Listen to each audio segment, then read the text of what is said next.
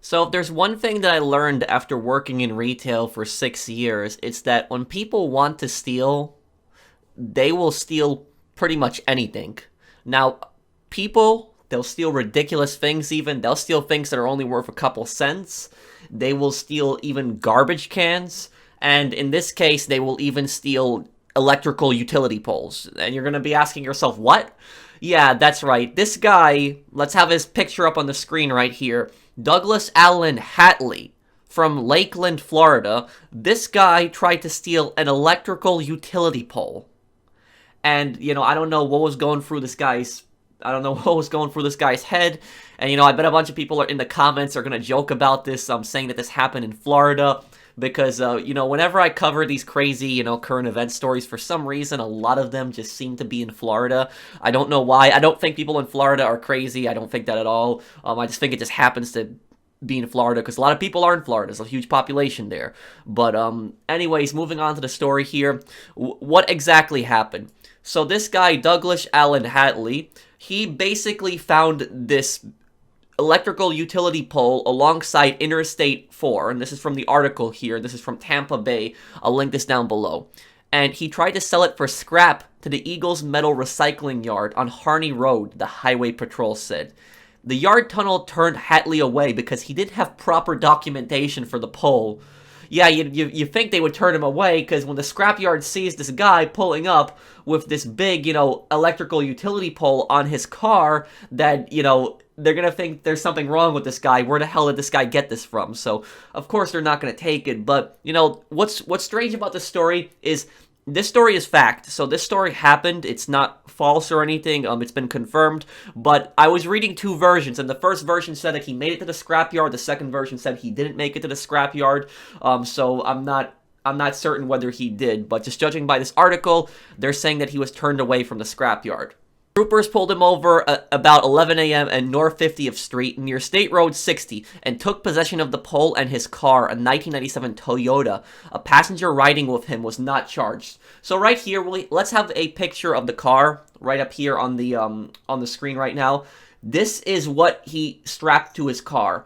Now, first of all, I'm not an expert. I don't think a car like that can actually hold a utility pole, considering that would be pretty heavy. And secondly, how did he even get it out on top of the car? That thing is massive. That thing is heavy. How do you get something like that on the car? It says he had a friend with him in the car, so possibly the friend helped him out. But still, you wonder how did he get that on top of the car? And so he found this downed utility pole and decided to try to sell it for scrap metal. And as for the person riding in the car, why would you want to ride in this car? Let's take a look at this car again here. Why would anyone get into this car? Would you get into this car? This car looks extremely unsafe. You don't know how much weight the pole is pushing down on top of the car. And on top of that, this thing is a giant hazard. Just driving around like this easily could hit something. Even if his car's not going to hit something, the pole could easily catch onto something and hit something, especially when he's making turns. So let's watch a news video here, because there's apparently also footage of this guy driving with the pole on his car. Let's take a look at the footage right now. So here's a story that'll make you say only in Florida. After a driver was spotted carrying this large load down a highway in Tampa. What's on his roof? A utility pole. And now this huge haul is landing him in huge trouble. You see drivers securely strap all sorts of things to their roofs. Christmas trees, paddleboards, mattresses. But a driver in Tampa caused quite the show Monday when he drove down a highway with a utility light pole tied to the top of his 1997 Toyota Camry. Florida Highway Patrol got a call from another driver who spotted the man loading the pole onto his roof on the highway's shoulder. The witness followed at a safe distance until a trooper made the traffic stop.